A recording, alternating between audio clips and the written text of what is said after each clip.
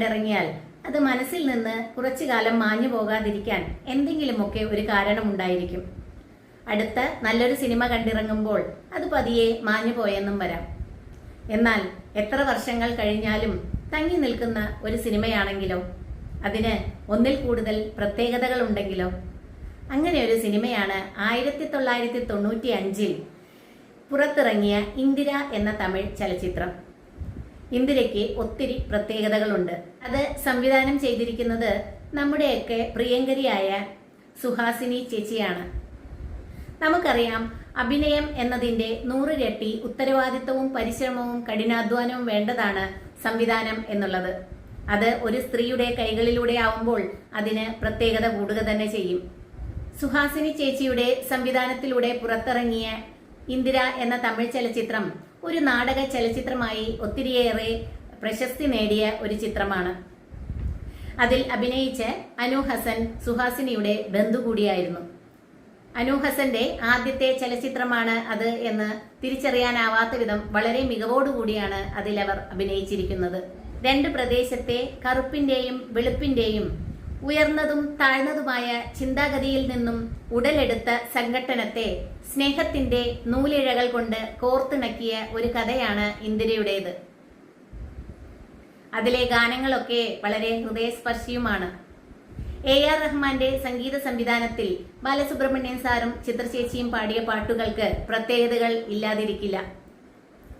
ചില ഗാനങ്ങൾ കേൾക്കുമ്പോൾ നമ്മുടെ ഹൃദയം തൂവല് പോലെ കനം കുറഞ്ഞതാവുന്നത് നമ്മൾ അറിയാറുണ്ട്.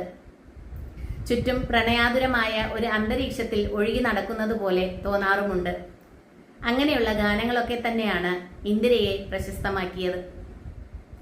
അതുപോലെ ഹൃദയത്തെ നിറയ്ക്കുന്ന ഒരു ഗാനമാണ് തൊട മലർന്നതെന്ന്.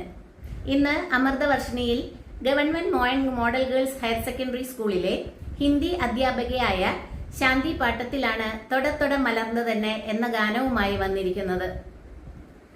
ശാന്തി പാട്ടത്തിൽ ഹിന്ദി അധ്യാപിക എന്നതിനപ്പുറം എഴുത്തുകാരിയും സാഹിത്യകാരിയും കവയത്രിയും പാട്ടുകാരിയും കൂടിയാണ്. ശാന്തി ടീച്ചറുടെ ശബ്ദത്തിൽ ആ ഗാനം നമ്മുടെ ഹൃദയത്തെ തൊടുന്നുണ്ടോ എന്നൊന്ന് നോക്കാം.